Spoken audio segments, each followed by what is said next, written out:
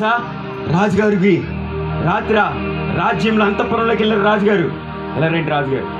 రాజుగారు అంతఃపురంలోకి వెళ్ళిపోయారు. బెడ్రూమ్కి వెళ్ళారు.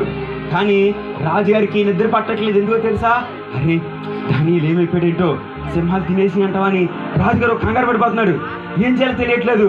అదే ఏమైపోయింది అసలు రాజుగారు, అయ్యి బాబాయ్ అని చెప్పేసి కంగారు పడిపోతుంటే అలాగే రాత్రి అంతా గడిపేసారు పిల్లలు.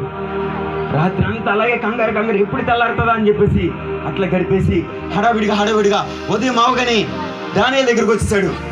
దానియేలు దగ్గరికి వచ్చి ఆ గృహ దగ్గరికి వచ్చి గృహ ఓపెన్ చేయించారు.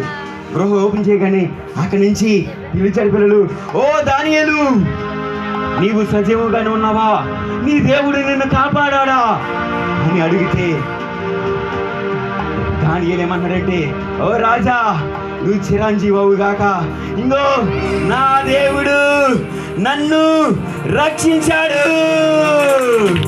నా దేవుడు సింహాల గృహంలో సింహాల బారి నుంచి నన్ను సజీవం ఉంచాడు అని చెప్పగానే పిల్లలు ఒకసారి చూడండి.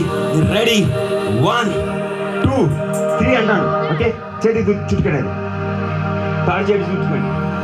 పిల్లలు రాజుగారు వచ్చారు. పిల్లలు అడుగుతున్నారు, చుట్టుకోండి, ఇలాగా గట్టిగా పట్టుకోండి.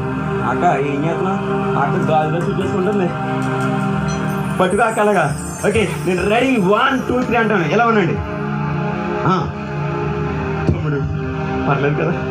ఓకే 1 2 3 అంటే గట్టిగా ఒకసారి లాగేయాలి. పర్లేదా? బయలుదేరు కదా? ఓకే, నేను చిన్న మ్యాజిక్ చేస్తాను పిల్లలు. రెడీ 1 2 రెడీగా ఉన్నారా?